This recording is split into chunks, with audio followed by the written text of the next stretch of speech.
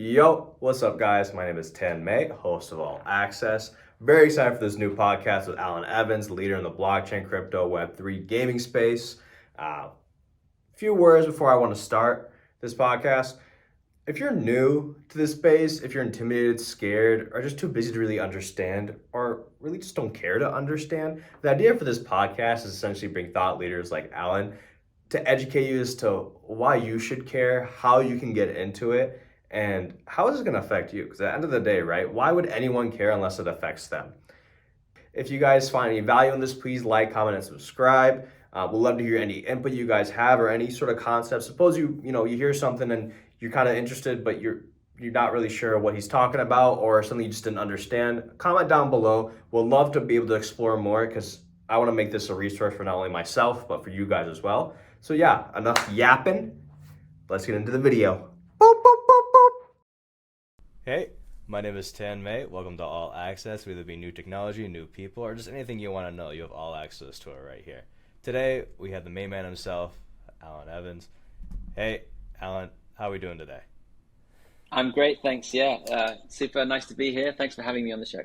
Of course. So, tell the people, who are you? Who's Alun? A brief intro about yourself. Yeah, so my name is Alun. I'm originally from Wales in the UK. I moved out to Barcelona in Spain nearly 15, 16 years ago now.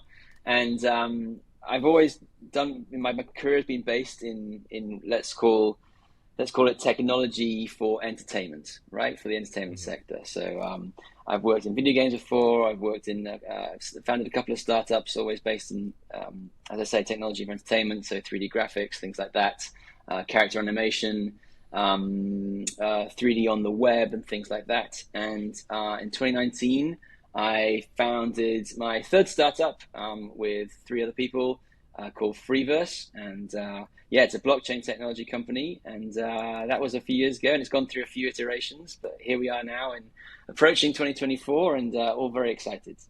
That's awesome. I mean, brief background, right? If you had to give an elevator pitch of what Freeverse is, I know you said blockchain technology. What is it and why should, average people care and how is it going to affect them? So Freeverse actually started as a gaming company.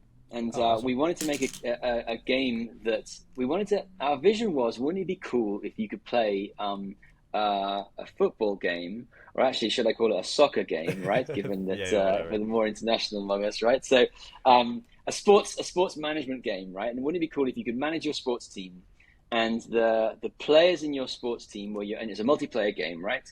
And we thought, wouldn't it be cool if you could mimic what you do in a real life as the manager of a sports team, when you buy and sell the players of your team for real money, right? For dollars and euros and pounds, and rather than in-game currency, right? And that was our goal and vision when we started Freeverse. And we looked into it, and the way you do that, the way you enable that without turning into a bank, right, is that you leverage blockchain technology, because the whole purpose of blockchain technology was this transfer of value in a purely virtual environment. And so we basically started making our game, and that game was cool. It was called Gold Revolution, and we launched it, and it was moderately successful. We never put loads of marketing dollars into it, but it was fun to play. But what we realized around about 2001 is that the technology we had built to actually enable that to happen was probably more valuable to other companies beyond our own. So we actually then I guess it was a pivot. We moved away from being a gaming company to becoming a technology platform, and we relaunched Freeverse, if you like, as a technology platform focused on what we call living assets. So these are assets that you will use in your games, for example, that are like regular gaming assets, like they're your players of your sports team. You can train them, they improve, they change as they improve, they become more valuable to other users of the game. And you can then buy and sell them, right, for real money, right? And so we launched that a couple of years ago, and we've been in the market for a couple of years doing that right now. And now we're very excited because we're sort of now transitioning again to become less of a platform that's built on other blockchains and more of our own blockchain, right? So, but we're doing so in a way that's very, very compatible with the whole ecosystem. And in terms of the benefits of that to the consumer, it's the idea of being able to buy and sell digital assets, right? And so I think what we're interested in as Freeverse is the concept of what does it mean to own something digital? Because if you think in the real world, we all know what ownership means. You go to a store, you buy something, whether it's a phone or a watch or a pair of headphones or whatever it is, and you own it and you can sell it to somebody else. And you can give me $10 for whatever it is, right? But what does it mean to own something digital, which is purely virtual, doesn't have a physical representation? And I think those are the kind of questions that we're interested in solving at Freeverse. Okay, interesting. So you said you mentioned you were almost creating your own blockchain. Is that, from what I presume, Laos Network? Yeah, so just the last few days we announced that we're building we call it a universal blockchain called the Laos Network, which is basically allows cross compatibility with many other blockchain networks. So for those people who are not familiar in the blockchain space, it's quite big and it's been growing. It's much more than just crypto. A lot of people associate crypto with blockchain, but cryptocurrencies are one aspect of what blockchain can do. Blockchain is a very powerful technology that is now being put to use in all sorts of fields, whether it's logistics or supply chain or invoicing or carbon credits or adding liquidity to assets that otherwise are very difficult to be liquid. So, for example, mortgages or real estate or things like that. And so the use cases of blockchain are now growing very quickly. And one of those use cases is gaming. But one of the reasons we will be launching next year, our own blockchain is to try and address the needs for blockchain technology to be actually much more usable in the real world, right? One of the downsides of blockchain technology right now is that it's generally very slow. It's very powerful, but it's very slow. In terms of the volume of transactions, just take, for example, the credit card networks like Visa or MasterCard. Their transactions per second are sky high compared to the equivalent number you can see in the blockchain world. So one of the things we're trying to address in that is trying to make that, bring that throughput to be higher to make it much more usable for the general consumer. So, and I just want to highlight the differentiator for Laos Network and what you're building here is the main differentiator essentially faster transaction speeds, or like what, because of course there's other blockchains right now out there. What really differentiates what's going on with what you're building? Yeah, so one of the things, without getting too technical about it, the blockchain ecosystem is now does have quite strong network effects, right? For pure sort of commodities and transfer of value, Bitcoin is obviously the most famous chain out there. It was the original one. It was the reason that blockchain was invented, was to have this purely virtual currency. But beyond that, now you have what's called programmable blockchains. So blockchains where you can actually write contracts into them and state when something happens, there will be a consequence of that thing happening, right? And so the most common blockchain is the Ethereum blockchain. Programmable blockchain is the Ethereum blockchain. And Ethereum allows you to do things, saying like, for example, you can write a contract that says that if the Kansas City Chiefs win the Super Bowl next year, then I will pay you some money, right? And if not, then you will pay me some money. And the advantage of putting that contract on the blockchain is that when the result comes in, then it's guaranteed to happen. There is a guaranteed result based on what's happened in the real world. And as I mentioned, one of the things that's happening there is that it's quite slow, right? Now there are various different approaches to speed it up. And the space is becoming quite fragmented at the moment. And so what we're trying to do with Laos, from a consumer level, really, is try to unify that space, try to have one universal area where digital assets, right? Not just cryptocurrency, digital assets, tokens, if you like, whether they're in-game tokens or whether they're tokens that represent, invoices or certificates or mortgages or real estate or whatever they are, can be placed and traded and viewed in the established ecosystems, but the actual properties of how those, or the description, if you like, of what those assets are, lies within the Laos network. So it becomes kind of like an area where the description, if you like, the actual content is stored on the blockchain, whereas the actual management, whether it's trading or lending or whatever it is, or fractionalization of that content occurs in these mature ecosystems, which already have quite strong network effects and quite a strong user base. That's really cool. Honestly, that's really really cool. Actually, I hope people actually understand how developed the space is actually getting now compared to what it was like 3 years ago to even back in 2017. Just want to circle back real quick because I know you touched upon this a little bit, and you guys started off as a more gaming blockchain based company. The concept of digital ownership, how does it change when applied to a virtual environment and assets? I know you talked about the different industries it kind of resides in, but the value of applying it to the virtual environment, how where does that come into for consumers?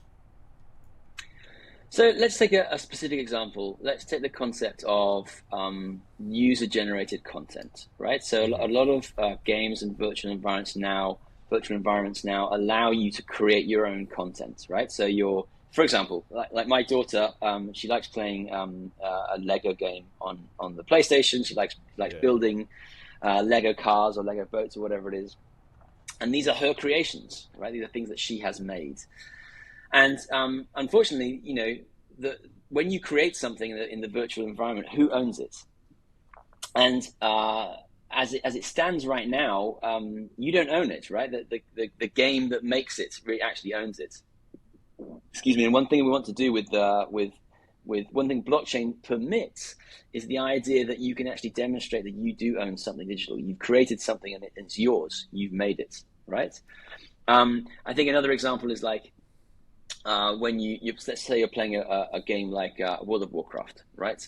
World of Warcraft has countless millions of items, right? From very very small items like crafting materials like wood or food or whatever it is to super rare legendary weapons and items, and there is an ecosystem, and there is a trading ecosystem within World of Warcraft that allows you to buy and sell these items for in-game currency, right? But the problem is that you can spend a lot of money and a lot of time in World of Warcraft and create all this stuff, but then if you decide to stop playing it, or if they decide to ban your account, or for whatever reason stop you accessing it, then all that value is locked up in the game. And as a user and as a player, you don't have that power and that agency right now to do what you want with stuff that you have generated, that you have put hours of your time into making. And I think there's been a lot of sort of negative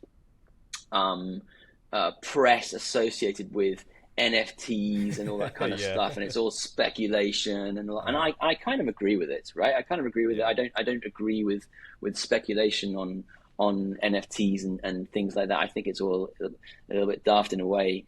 But I do think there's such, for the average user, there is a lot of value in being able to say that, hey, this is something that I made. It's a lot fairer that I can demonstrate that I made it. And if I want to use it, then I can. If I want to sell it to somebody else, then I can. And I think once we get away from this concept of, digital ownership being all associated with making money, it's not about Mm-hmm. making money. It's about being fair. It's about saying that I own what I've made and what I've spent my hard, not my hard-earned money, my time essentially, right? And Mm-hmm. so I think that's kind of what we're interested in at Freeverse, and that's kind of what we're doing with Laos. And I think that's something we're going to see a lot more of happening. I think the whole speculative boom about NFTs has rightly gone away. I do think that digital collectibles as a thing will stay around because people collect things in the real world, so why can't they collect them in the virtual world?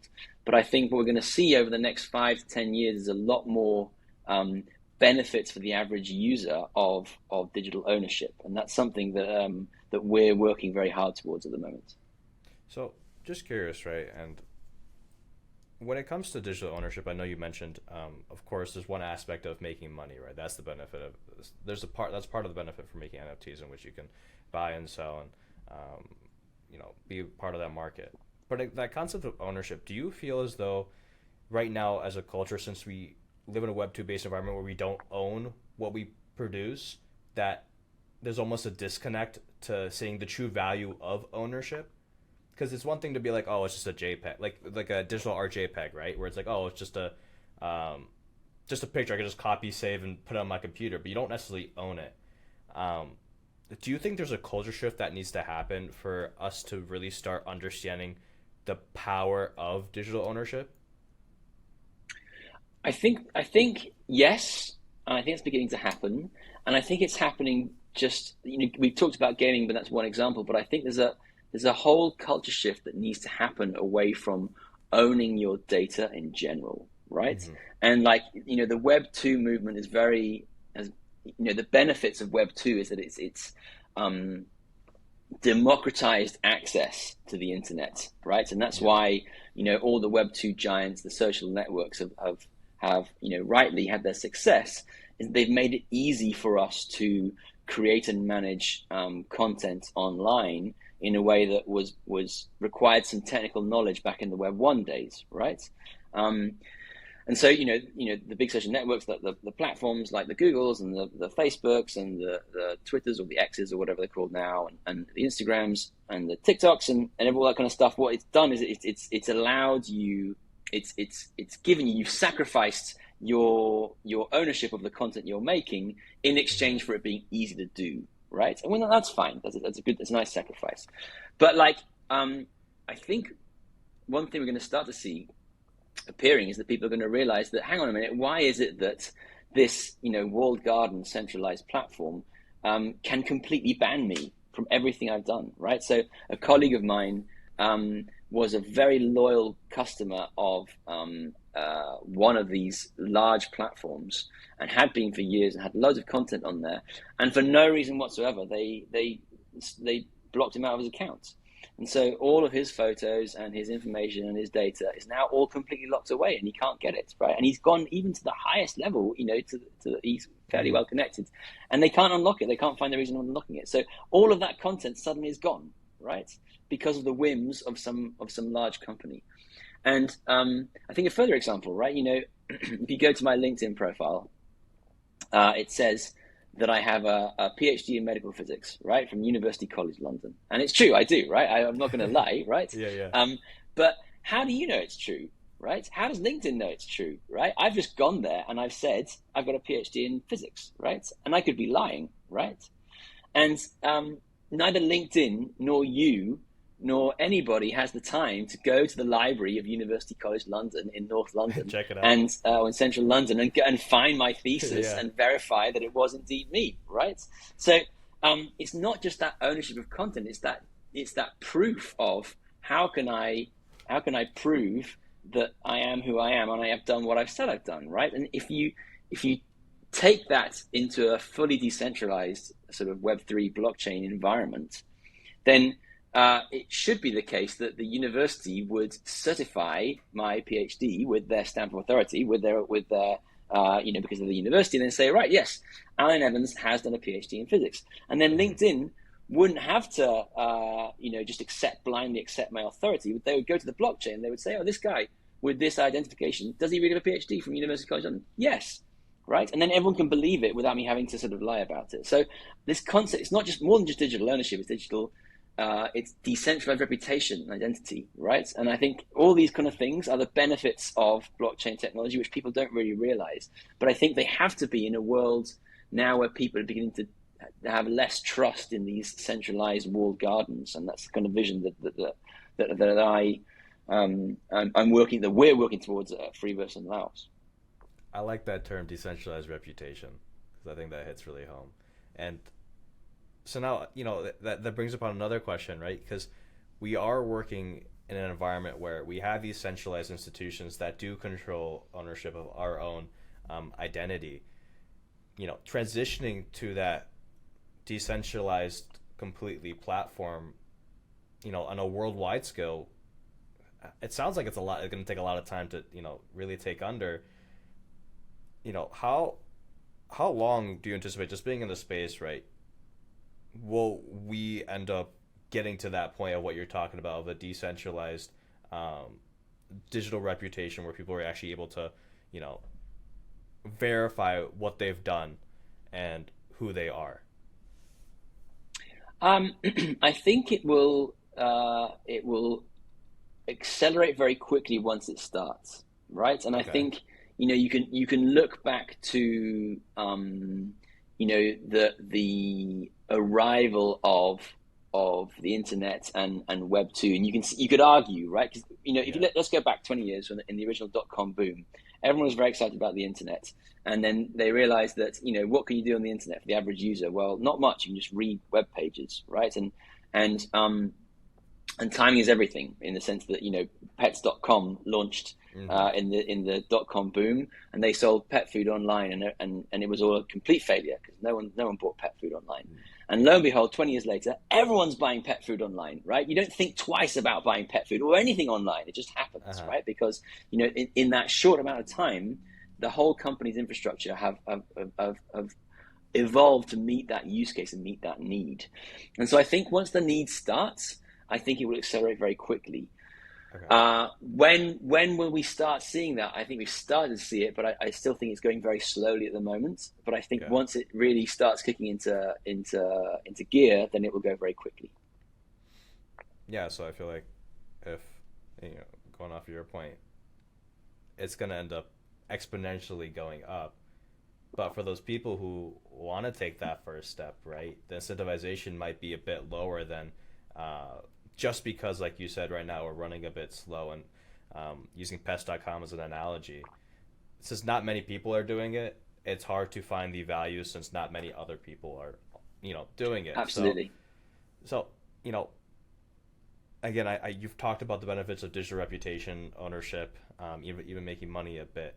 It's what is that from your point of view, right? Since you are very, very invested in this space, how can someone get more incentivized?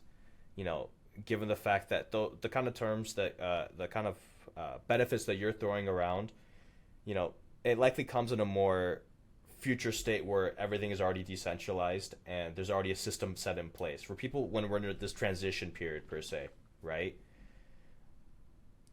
What is that incentivization to take that first step, right?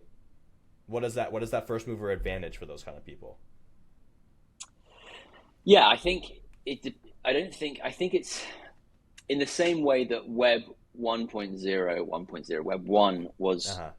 generally seen as too difficult for the average consumer to go and engage with directly, right? If you wanted to um, publish content to the internet 20 years ago, you had to find your own hosting, write your own HTML, Mm-hmm. create a website, know how a server works, upload content to there. You had to be quite techy to do it, right? And now, 20 years later, you have a thing whereby my daughter can upload a video to TikTok or whatever it is without even thinking Yeah, about yeah. it through a touchscreen, right? Why? Because you've had those companies that come in and have filled that gap. And I do think the same thing is the equivalent in Web3, right? If you want to get involved with Web3 right now, you have to download a wallet. You have to Mm-hmm. buy some cryptocurrency. You have to, engage with some DApp. You have to jump through a million hoops. You have to get certain. You have to know what a transaction is. You have to sign it. It's complicated, right? And I see it very similar to the web back in the Web 1 days. And so what I think we're going to see is a whole bunch of companies that are going to come in that are going to simplify that process without sacrificing decentralized principles, right? And so I think we will. So, for example, let me give you a concrete Mm-hmm. example, right? Yeah. You may have heard of. So, many of us use Mastodon. Sorry, many of you use. Just give away the punchline. Many of us use WhatsApp, right, to Yeah, yeah. communicate first, instant messaging, right, or Telegram or Signal or whatever. And now there is a fully decentralized alternative to those instant messaging protocols called Mastodon, right? Okay. Which is a fully decentralized, no one controls it. It all runs on fully decentralized servers and so on and so forth, and allows you to exchange messages, right? And we started to see a growth of it. It hasn't been a J curve growth, but we have started to see a growth of it, right? And it's and maybe there'll be, and maybe that won't be the winner, right? But there will be other services that will come in, and maybe they'll be, I'm sure many of them will be private money making enterprises. They want to make a profit out of it, but they won't be Mm-hmm. sacrificing those decentralized principles, and they'll be offering a better service to the consumer, right? that will eventually take over. So, for example, we mentioned, LinkedIn and my profile. LinkedIn is 100% centralized, private, right? It's got all my data. We all voluntarily upload our data there these days, and they've done very, very well because they provide a great service, right? But they have to evolve, right? In the same way that Yahoo was the dominant power on the internet 20 years ago, and now where is Yahoo, right? And so if they've been overtaken because younger, more hungry startups have come with a better solution, right? Then the consumers will make that jump, right? And I do think that if this is going to take off, and it's still an if, like it's my opinion that it will, but maybe I'm wrong, who knows, right? I hope I'm not.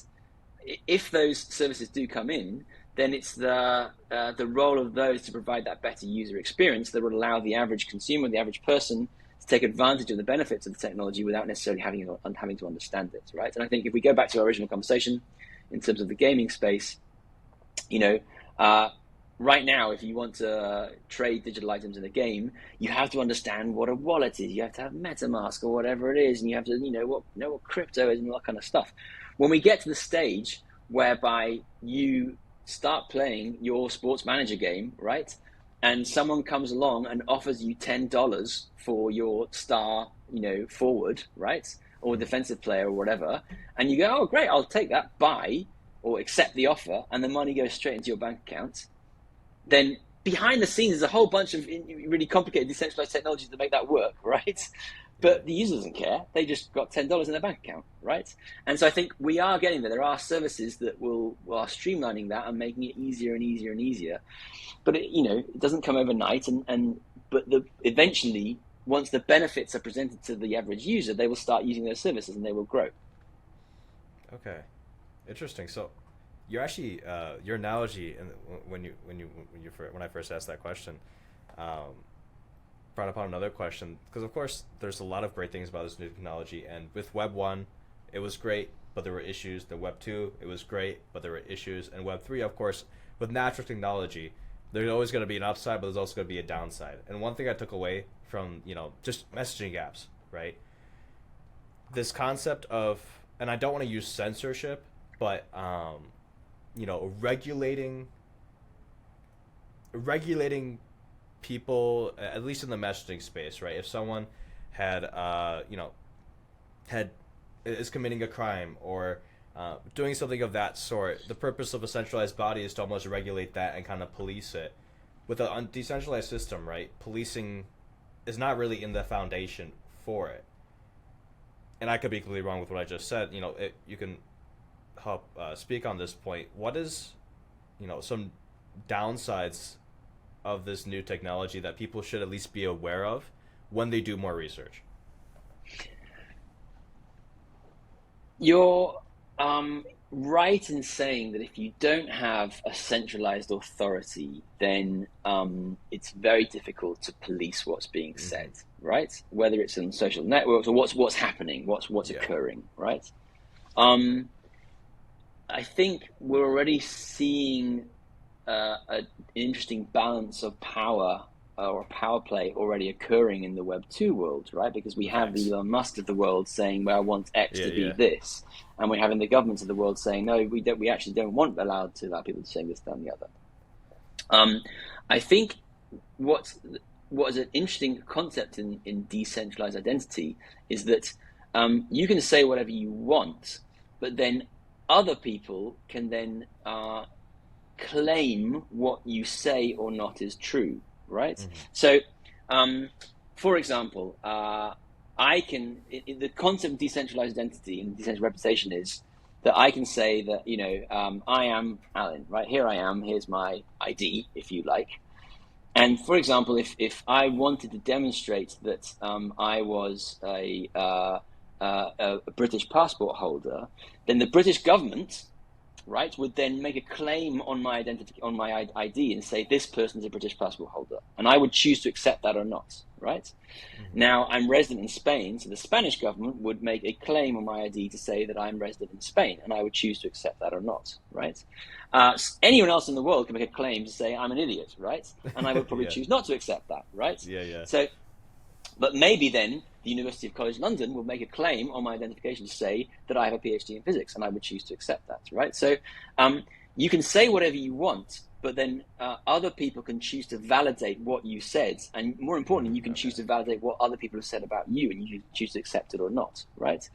That is the core principle behind the whole thing of it, is that the control of what people. So you might say, for example, let's imagine a future decentralized social messaging system. You might say, I only want to see messages from people who are, I'm inventing, have PhDs in physics, right? Then you could filter that out, because you could say all the universities in the world have claimed someone's got a PhD in physics. I want to see messages only from those people, right? Whether that, whether that becomes, how that comes into censorship and control information and all that kind of stuff, that's a much wider conversation, right? It's a much wider conversation. But I do think it's the idea of allowing users to have more self-sovereign rule over their identity and over their ownership of what they have in the digital world. It's quite important. Okay, awesome. Well, I wanted to actually, before we run out of time here today, I wanted to actually touch on Laos Network again. I asked about you in terms of what is the tangible benefits or rewards that consumers can kind of expect, the upside and the differentiator for Laos Network. But how does Laos Network kind of hook game developers and collectible creators into using, it for reward asset tokenization? Yeah, so it's a good question. For the consumer, it's a slightly tricky one to answer, because Laos markets itself not to the end consumer, right? The end consumer doesn't really care, right? They just want to, like I said, they want to buy and sell their foot players and their sports game for dollars, right? They don't care what they use behind the scenes, right? So what Laos does is enable those game developers or application developers to do two things that are quite interesting. First, it allows them to integrate seamlessly with the mature ecosystems I mentioned at the start of our conversation. The most common blockchain is Ethereum. There are other blockchains that are used particularly for game developers, whether it's Polygon or whether it's Wax or whatever it is. And it allows them to basically keep the properties of their virtual items in Laos, but actually the management of the ownership exists in those mature ecosystems. But the other interesting thing is, and this might be more interesting to the average consumer that Laos permits, is it helps promote the cross-application usage of those assets. So let's imagine, for example, that you are playing a racing game and you have a car in a racing game, and that car is tokenized on the blockchain, right? And you own it, right? What Laos technology permits is a similar way. We talked about decentralized identity. You can actually have the decentralized asset identity. So you can say, okay, I am building a competing car racing game, right? And I'm going to come to you own this car and this one game, and I'm going to add data to that car, right? I'm going to say, right, well, it's a red Ferrari, right? Mm-hmm. And it goes at top speed 250 miles an hour, whatever, right? I'm going to add data to that game to allow that asset to be used in my game as well, right? Permissionlessly, right? Oh, okay. So I'm a game developer, and I'm going to go to you as the owner of that red Ferrari. I'm going to say, hey, listen, from now on, I'm giving you this thing. You can choose to accept it or not, right? But with this data, you can use your red Ferrari in my game in this way, right? Mm-hmm. And that to consumer is wonderful, because now suddenly I've got my red Ferrari that I'm driving in one game, and another game comes along and says, hey, I'm giving you the gateway, the key to use this red Ferrari in another game. And the good thing is, it doesn't necessarily verify. You can do it in a way that doesn't invalidate or step upon any copyright or IP claims, because I'm the owner of that Ferrari, right? Yeah. It's mine. It's on the blockchain. I own it, yeah? And as long as I don't use any images or text or anything from the other game, it's just an ID number. Someone else is allowing me to use that ID number in a way that they define in their game as well. And so it opens the door to this true cross-application utility of tokens in a way that currently is completely impossible. Because if you want to have cross-game assets, at the moment, it just doesn't happen, because you have to have agreements between legal and IP and copyright and all that kind of stuff. It's an absolute minefield. But in a decentralized way, in a permissionless way, one of the things that Laos allows is that to happen exactly. So you could be developing a game, and the game developer could say to you, as the owner of that Ferrari or that gun or that skin or that shirt or house or land or whatever. You can use that in this game as well, by the way, and this is how it works. And so that's something that there's a tangible benefit for the consumer there. That's really, really cool. And so now I'm just curious, right? It's likely that game developers, especially within this platform, they're going to have to anticipate the fact that it is going to be cross-platform and people are going to be taking that ID and using it for their own game. When they design games, do you think the gaming industry might change a little bit because of that? Given the fact that, hey, a lot of these games have their personal identity per se, right? Like let's say Spider-Man, right? It's a PlayStation exclusive. They have their own set of skins. They have their own set of thing, and no other game really can copy it. But suppose Spider-Man, another game wants to copy their kind of stuff. Just do game developers have to almost change the way they look at creating differentiation? Cannot pronounce that word. Differentiation or personal identity within a game. Kind of speak on that a little more because that's really interesting. The gaming as a whole might change a little bit. Yeah, it's a super interesting topic to think about. The answer is yes, right? Yeah. And let's just be very clear, right? If you have a Spider-Man game, right, what another game can't do is allow you to use that Spider-Man IP and stuff in another game, right? That just can't happen, right? Because it's very strict. It's got intellectual property rights, copyrights, blah blah blah. That's not going to happen. What it can allow you to do is to take the content of that game and use it in a different way, if you like, use the fact that you own content in that game. Let's imagine you own a particular suit, right? Yeah. You can't use the exact same suit, but the fact you own a suit there with a particular ID, it can be reinterpreted with a different color and different design and perhaps different performance or whatever it is in a different game. So yes, I think game designers have to think about that in a different way. And the way I see it is a little bit like how the rise of free-to-play gaming came along in the last 10, 15 years. Model. 15 years ago, the concept of giving a game away for free was completely suicide, right? No one even considered it, right? You went to a store, you bought your game and a disc, and it cost you $60, and you put it back in your console on your PC, and you started playing it. And then a whole bunch of guys and girls from places like Finland, right, and Europe, I think was one of the original sources of the free-to-play movement, said, wouldn't it be cool if we could now, with these new mobile games, give them away for free, we'll just get massive user acquisition, and we'll start monetizing via these smaller transactions, these micropayments and things like that, and adverts and subscriptions.